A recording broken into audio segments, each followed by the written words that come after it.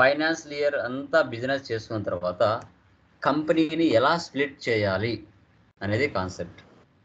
ఎందుకు sir year company split చేసుకోవాలంటే ఏ ఇయర్కి ఆ ఇయర్ బిజినెస్ ప్రాఫిట్లో ఉందా లాస్లో ఉందా అని తెలుసుకోవడం కోసం బిజినెస్ని మనం కట్ చేసుకుంటాం, స్ప్లిట్ చేసేసుకుంటాం. ఇది 23-24 financial year, next 24-25 financial year, next 25-26 financial year. ఏ ఇయర్కి ఆ ఇయర్ కంప్లీట్గా మీరు స్ప్లిట్ చేసుకుంటే సపరేట్గా ఉంటుంది.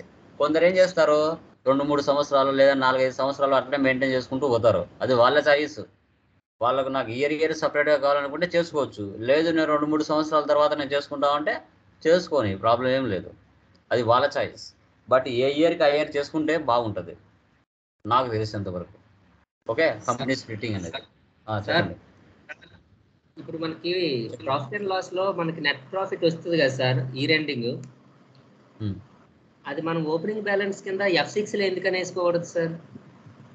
ఇది ఇంకా అదే వేయకుండా ఇప్పుడు స్ప్లిట్ చేసి అందుకే కదా.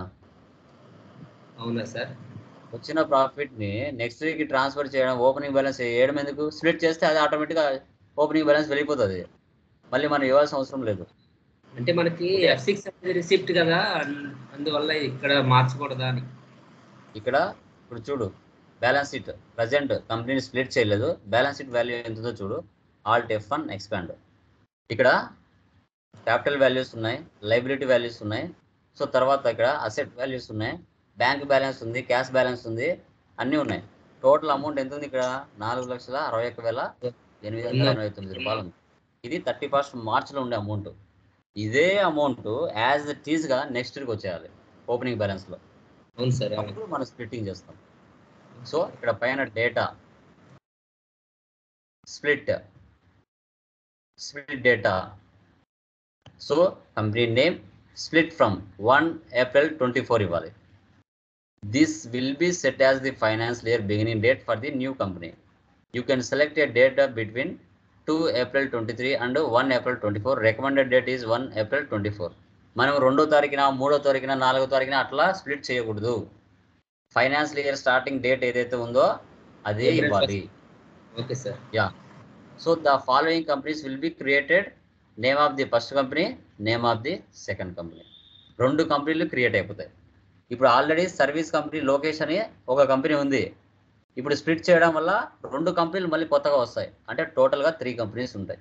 ఒక కంపెనీ డిలీట్ చేయాలి మనం, డూప్లికేట్ దాన్ని. ఓకే, సో అది చూద్దాం. ఎంటర్ ఇస్తున్నాను, accept or no, yes. Continue to split complete data, yes.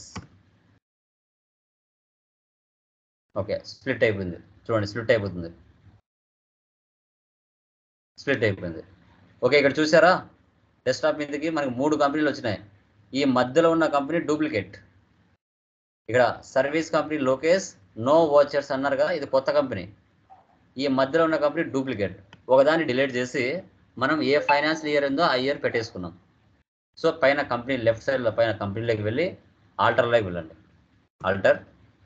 So మధ్యలో కంపెనీ ఓపెన్ చేయండి, 23 ఓపెన్ చేసి ఆల్ట్ D ఇచ్చి డిలీట్ చేయండి, డిలీట్.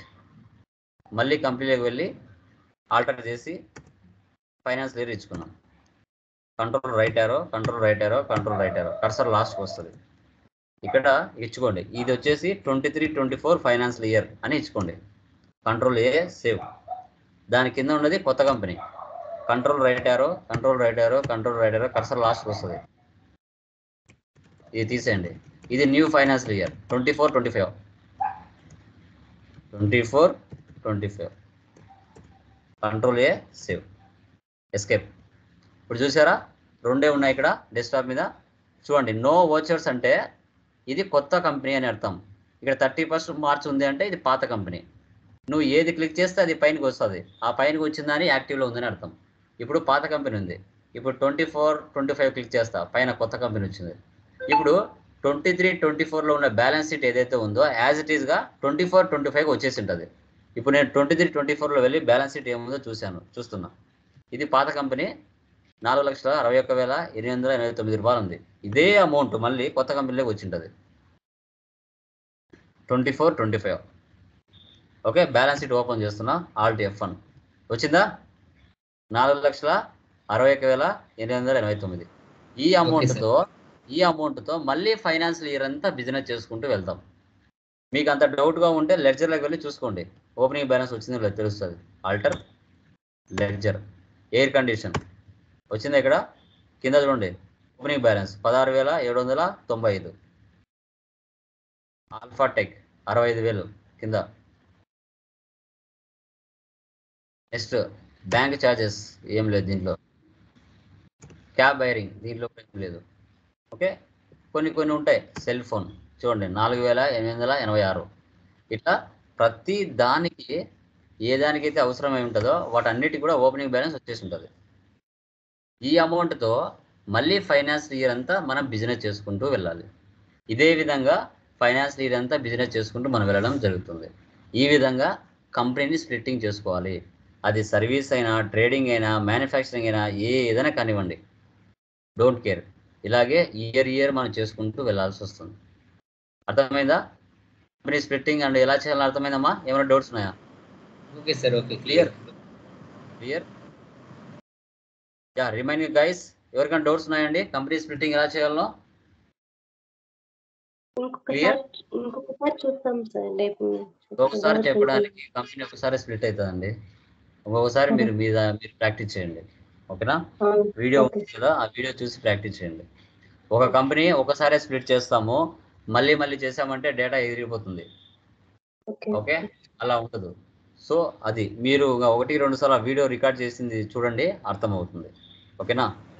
ఒకవేళ కంపెనీలో ఏమైనా మనం